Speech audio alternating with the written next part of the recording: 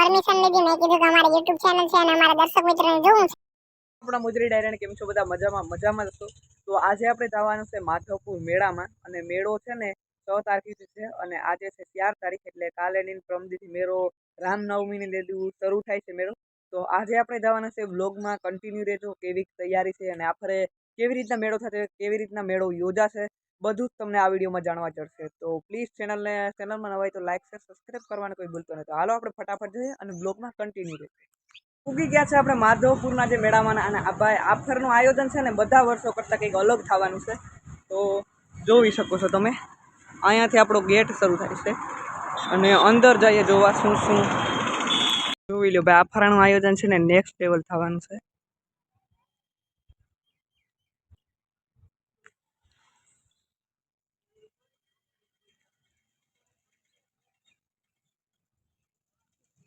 મારી વાત હની મેળામાં જરૂર આવવાનું છે. આ મેળો 7 થી 10 તારીખ સુધીનો થવાનો છે અને ફૂલ મોજ કરવાની છે એટલે મેળામાં જરૂર મેળાની તૈયારી ચાલે છે જોવું. અને આ ફરે વચ્ચે સ્ટેડિયમ જેવું ને એવું કંઈક આયોજન થવાનું છે મેળાનું. માધવપુર મેળો 2025.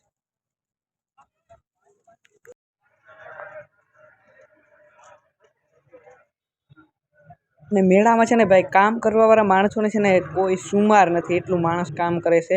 બધાને અલગ અલગ કામ સોંપવામાં આવ્યું છે. કોઈ ધજાયું ખોડે, કોઈ ગેટું બનાવે, કોઈ ઝાડવા મૂકે, એટલે કેટલા બધા, કોઈ સ્ટેજ બનાવે, એટલે કેટલા બધા અહીંયા છે ને કામ કરવાવાળા માણસ છે.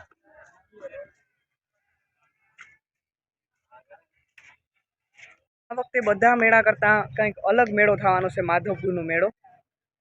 અને બધા આવજો. કંઈના ઘટે અમારે તો 10 કિલોમીટર દૂર થાય, 10 થી 12 કિલોમીટર. એટલે આફરાનો મેળો કંઈક છે ને અલગ રીતનું અલગ આયોજન છે.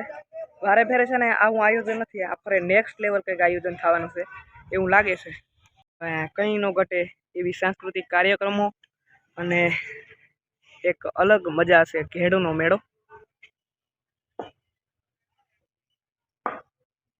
અને મેળાની તૈયારીઓ કેટલા દિવસથી ચાલે છે અને એટલા દિવસમાં ભાઈ એટલું બધું કરવું એટલે નેક્સ્ટ લેવલ આ બધું કાર્યક્રમ છે, આયોજન છે.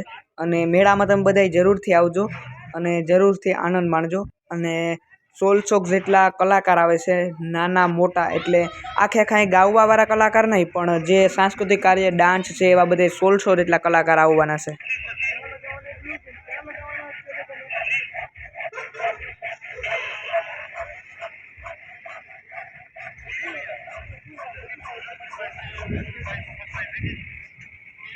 આ આખી છે ને લાઇટની સુવિધા છે. તમે જનરેટર જુઓ ખાલી કેટલા બધા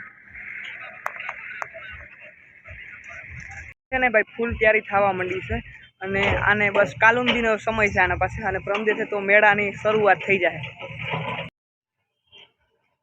માધવપુરનો માંડવો અને જાદવ કુળની જાન એવા અહીંયા માધવપુરની ભૂમિમાં આ મેળાનું આયોજન થશે. અને રામનવમીની બધું મેળાની ધજા બંધાશે અને શ્રી મુખ્યમંત્રી ભૂપેન્દ્ર પટેલ આવવાના છે.